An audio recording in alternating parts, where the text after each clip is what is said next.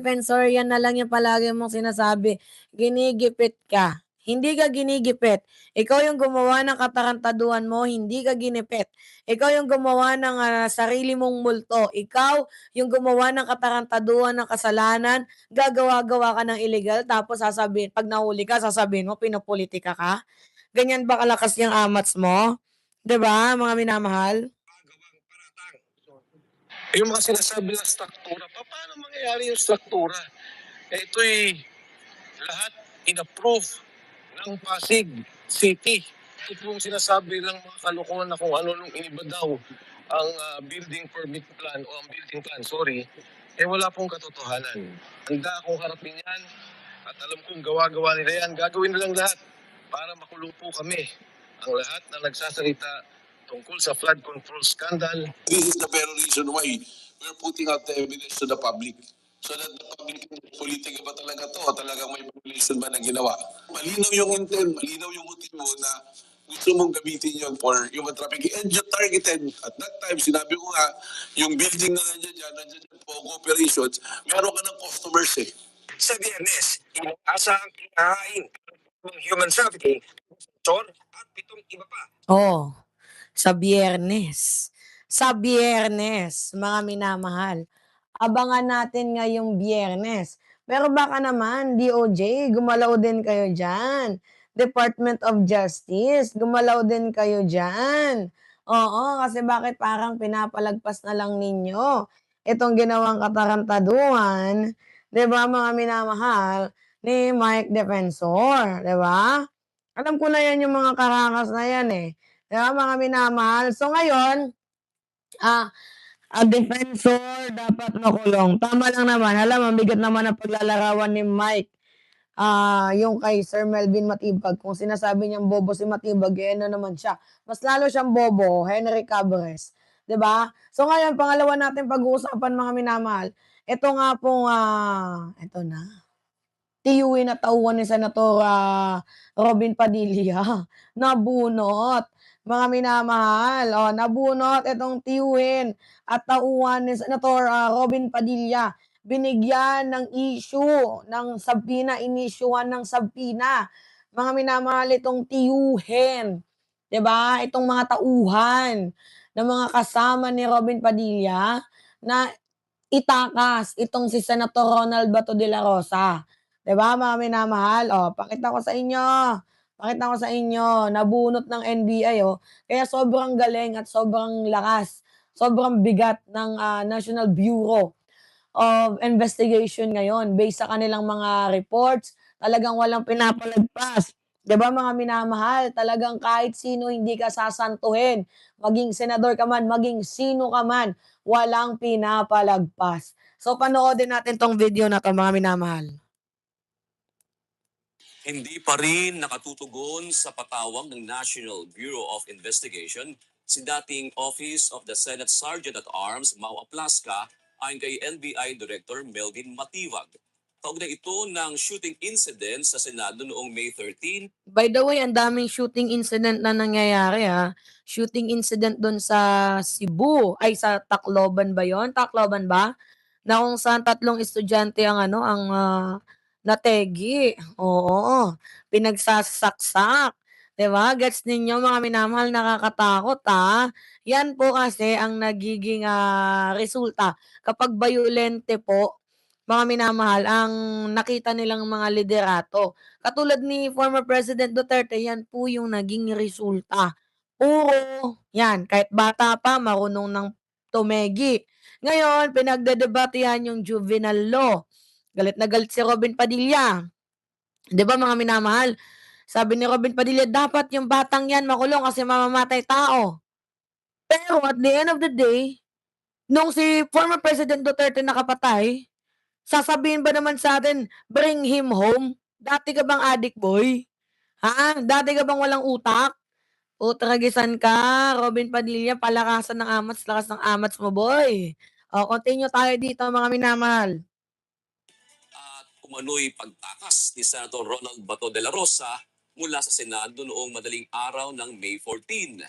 Sa ngayon, may binuong panel of prosecutors na ang Department of Justice na siyang nangangasiwa sa investigasyon sa naturang insidente. Wala kaming minano ng schedule. Binibigay. Voluntarily and given. Oy, by the way, walang hinaharas dito, baka sabihin na naman ni Robin Padilla pinopolitika siya, walang gano'n. Walang hinaras, walang pinopolitika, wala na kahit ano. So, to be honest mga minamahal, wala po talaga, sa totoo lang. Kaya nga lang itong mga DDS na 'to gusto lang palabasin na sila'y hinaharas, sila'y binubully para makakuha ng simpatsya. Matik na mga minamahal, alams na namin 'yan. Continue. Statement, we will more than willing to do so. Pero in the meantime, we have submitted a report to the Department of Justice for their proper disposal. At lahat kami ng Mabilis ka involved na. na doon sa Senate, hindi lang nung May 13, pati yung May 11, was already interviewed by the panel of DOJ. So we cooperated on that and we leave it to the DOJ kung what will be their recommendation and findings.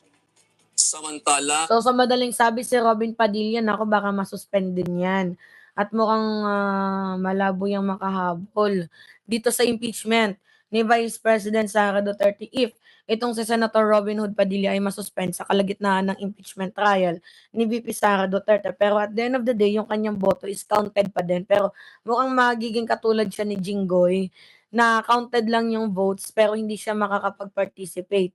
'Di ba parang gano'n yung mangyayari mga minamahal. Pero at the end of the day, yung grupo pa din ni Sara Duterte hindi naman natin maipagkakaila na mayroong numero 'yan. Kaya nga matapang sila, kasi alam nila na may numero si Sara kasi may maleta nga galing sa China. Yun yun, hindi galing kay PBBM, maleta galing sa China kasi they are very well funded ng China. Yun yung totoo diyan mga minamahal. Continue tayo. ipinasusumpina na ng NBI ang Chief of Police ng Pasay City na si Police Colonel Joselito De Sesto, ang Deputy Chief of Staff ni Senator Robin Padilla na si Jean Robles at ang tiyuhin ni Senator Padilla na si Virgilio Carino kaugnay ng umano'y pagtakas ni Senator De La Rosa. Tiniyak ng NBI na Sinasabi na din ng NBI talaga na si Robin Padilla is one of the suspect. Involved siya talaga sa crime kasi itong si Robin Padilla sinabi niya na din sa atin before, 'di ba? Kahit alam niya kung saan nagtatago si Bato, hindi niya sasabihin. So ganyan ba yung pagiging tamang senador? Sige nga, ganyan ba yung tamang pagiging senador? Senator Robin Hood Padilla? Yan ba yung tamang pagiging senador? Ha? Ipapamukha mo sa amin na kahit may kasalanan yung kaibigan mo basta magkakampi kayo, okay lang, papalagpasin ninyo? Ano yan, Kibuloy? Yung nangyari kay Kibuloy ulit? Ano yung sabi ni Robin Padilla? Pinahiram ako ng chopper ni Kibuloy. Mabait si Kibuloy sa akin. First sa'yo, oo. Pero sa iba, baka naman Robin puwede kang magtanong. Sabihin natin, yes, mabait sa'yo si Kibuloy, pero sa iba? Oh, 'yan yung tanong.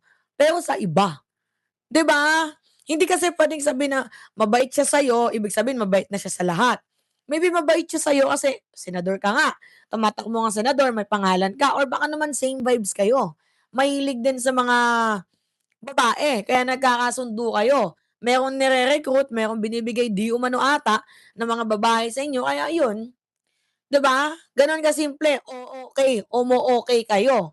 'Di ba mga minamahal? Oh, continue pa tayo. tuloy-tuloy din ang kanilang ginagawang monitoring sa mga posibleng lugar kung saan nagtatago ang senador.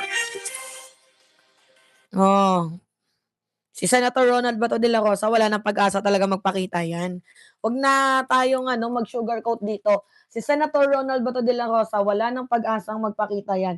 Suntok sa buwan, mga minamahal. Suntok sa buwan ang magpakita itong si Senator Ronald Bato de la Rosa diyan nga po sa Senado dahil alam niyang mapapahamak siya. Baka posibleng hindi na siya makabalik kaya mas pipiliin niya I think, kung ako lang naman yung tatanungin, I think mas pipiliin ni Senator Ronald Bato de la Rosa na hindi na lang dumalo or hindi na lang siya yung boto niya maging abstain na lang as long as hindi ma-impeach yang si Vice President Sara Duterte at the same time hindi siya lalabas para nang hindi siya mahuli kasi sila-sila lang din yan, yung mga kriminal lang mga ano, nagtataguan. Alam naman natin yan, meron pa ngang tsismis diyan nga sa INC daw, 'di ba? Sa Manila Cathedral, diyan daw nagtatago. Ako hindi ko naman sinasabing totoo 'yon. Pero according kay Mandarahog, siya na mismo yung nagsabi na si Bato de la Rosa ay nandun daw sa main chapel ng Iglesia ni Cristo, ng INC, mga minamahal, dun nga po sa ano, sa Commonwealth, doon daw. Pero ako hindi ako naniniwala ha, pero according na din yan sa mga DDS, mga minamahal. Ngayon, walang hiya talaga 'to mga minamahal. Oo, grabe yung kanilang mga patutsadahan. Ngayon naman pag-usapan